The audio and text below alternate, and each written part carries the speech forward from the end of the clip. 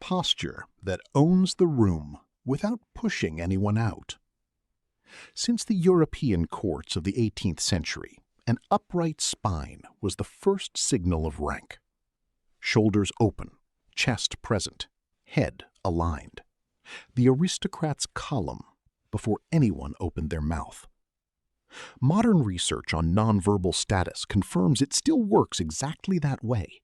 Expansive postures make people read you as literally larger and more dominant.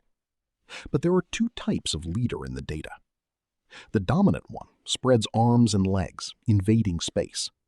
The prestigious one expands the chest, not the limbs, without crossing into anyone else's territory. Old money plays the second game, always. In practice, the full chair is used, feet planted, back supported, chest slightly open. No puffed out theater, no legs thrown wide like someone auditioning for a role. The invisible rule is that you are large, but you are not loud about it. Here's the subversion. The exaggerated power pose became a quiet joke in high-status circles years ago. What actually works is calm expansiveness, not superhero choreography. In the quiet luxury era, the body doesn't shout, "Look at me." It says, "I've been here for a long time, and I'm not going anywhere." The gaze that holds without cutting. From ancient Rome to modern boardrooms, whoever holds eye contact longer has always held more power. That's not instinct. That's centuries of hierarchy hardwired into the room. Contemporary research confirms steady eye contact combined with a relaxed face creates a reading of dominance and confidence. Looking away consistently gets read as anxiety, submission. But there's a line. Staring too long crosses into threat or strangeness fast. The elite lives in that narrow band. In practice, the high-status gaze meets the other person with firmness, holds for a few seconds, then returns naturally to the environment. In conversation, it comes back with regularity, without locking on. The decelerated rhythm of someone who owns their own time. Pop culture sells the agitated alpha, talks fast, walks fast, reacts fast. Science and the actual practice of the elite tell a completely different story. Research on nonverbal behavior consistently links composure, measured speech, smooth movement, low agitation to the perception of power, confidence, and leadership.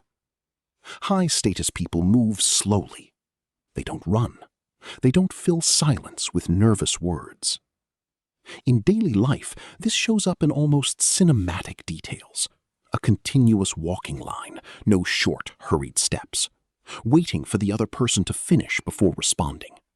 Gestures that arrive half a second after the thought, as if the body follows the mind, not the other way around. Even picking up a glass or adjusting a hands visible, gestures deliberate. Since Victorian etiquette, visible hands were a signal of honesty. Hiding them was literally suspicious behavior at negotiating tables and in aristocratic circles alike. Modern nonverbal research confirms it. Open posture, outward gestures, and visible hands are consistent markers of status and dominance. Restless hands, touching objects, touching the face, fidgeting, signal anxiety in any room. In practice, the 2026 elite uses hands as punctuation, not spectacle. Fingers don't grip glasses, twist rings, or cover the mouth. They rest, relaxed on the table, in the lap, on the armrests. When gestures happen, they move in short, precise trajectories, almost always at chest height.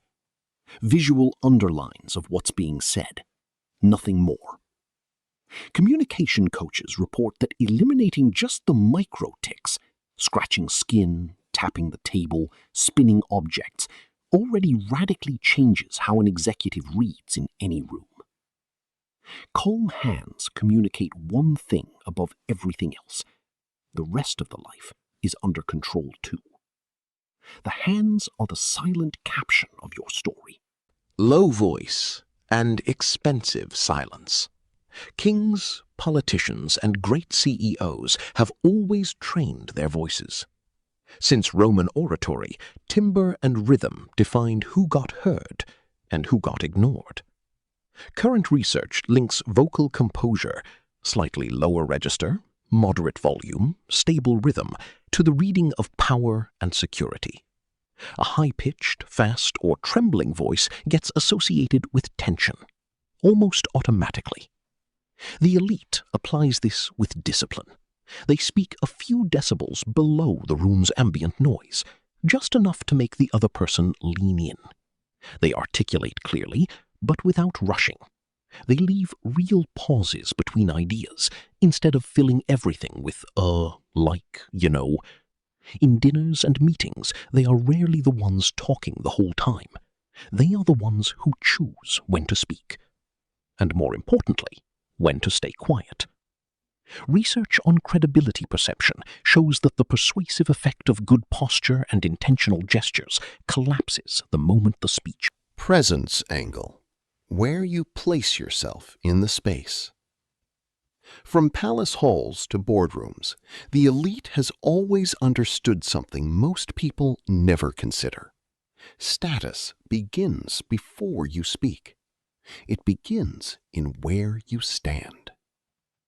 Research on immediacy cues confirms orienting the body toward a person, maintaining comfortable distance, and leaning the torso slightly forward creates connection and influence. Open posture and intentional use of surrounding space are central components of how status is read. In practice, a high-status body is almost never pressed against the wall or squeezed into a corner. Standing, they position themselves where they can see both the door and the room without blocking the flow. Seated, they choose spots that naturally become reference points, the head of a smaller table, a corner with a clear view. In conversation, they turn the chest, not just the head, toward the important person. A half step closer to signal interest. A half step back to close a conversation without theater. Trained observers can identify who runs a meeting just by watching how people organize physically around them, who the bodies turn toward, whose distance no one invades. Long before opening their mouth, the high-status person has already drawn the map of the room with their own body. The rare but surgical touch. Touch has always been a tool of power. Kings blessed subjects with a hand on the head. Generals greeted with ritualized embraces. High society hosts marked proximity with a coded touch on the arm or shoulder, gestures that communicated hierarchy without a single word. Modern research confirms light physical proximity, a brief touch, increases connection and the sense of intimacy. But in the quiet luxury universe, this touch is rare, almost premium. The elite avoids overly effusive hugs, hands held for too long, nervous back-patting. It prefers brief, precise contact, a light brush on the forearm when greeting someone important, a quick adjustment on the shoulder of a guest being welcomed, a touch on the elbow to quietly guide someone away from a